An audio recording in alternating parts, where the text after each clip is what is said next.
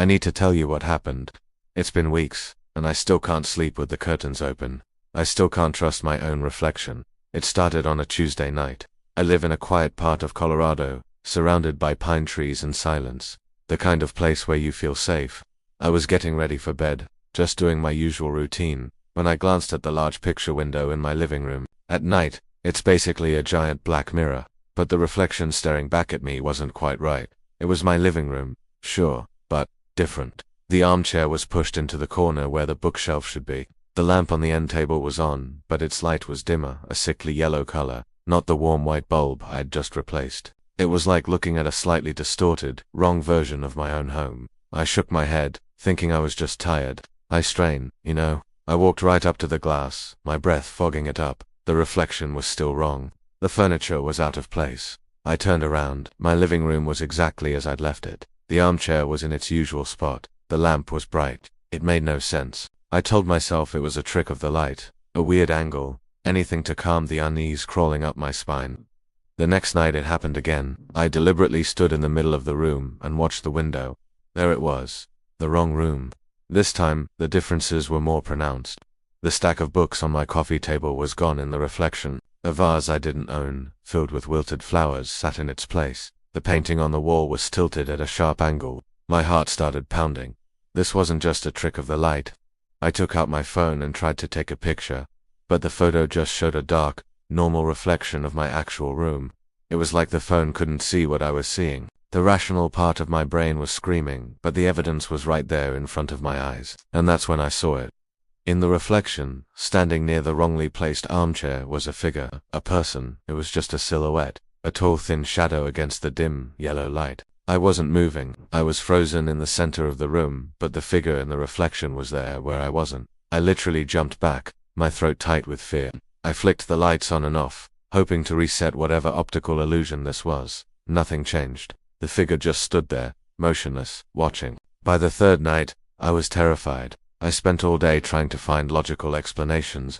Was it a double-pane window with some weird defect? A reflection from a neighbor's house, somehow projected onto my glass? But my nearest neighbor is half a mile away through dense woods. I called a glass company, and they sent a guy out. He checked the window, ran his tools over it, and said it was a perfectly normal, high-quality pane of glass. He looked at me like I was crazy when I tried to explain what I saw. He said, "Ma'am, it's just a window." That night, I almost didn't look. I couldn't help it. My eyes were drawn to the glass. The wrong room was there, and so was the figure. It had moved. It was closer to the window now, almost as if it had taken a few steps toward me. I still couldn't make out any features, just a dark, human-shaped void. I slept on the couch in the basement that night, with every light on. The fourth night was the last night I stayed in that house. I had to know. It felt like a magnet was pulling me. I stood there, my body rigid with fear, and stared at the window. The wrong room looked even more decayed. The paint on the reflected walls seemed to be peeling. The dim light flickered. The figure was right there, pressed against the other side of the glass. It was my height, my build, and as I stood there, trembling, unable to scream, it slowly raised a hand. It waved a slow, deliberate wave. That's when I broke. I didn't scream. I just turned, grabbed my car keys and my wallet, and ran out the front door. I didn't even pack a bag. I drove to a hotel and sat in the sterile, brightly lit room all night, shaking. The next morning I called the police. I know how it sounded.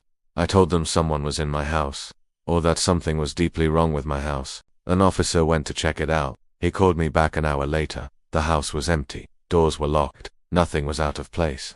He asked about the window, and I heard the barely disguised skepticism in his voice. "It's just a normal reflection, ma'am," he said. The exact same words the glass guy used. I never went back.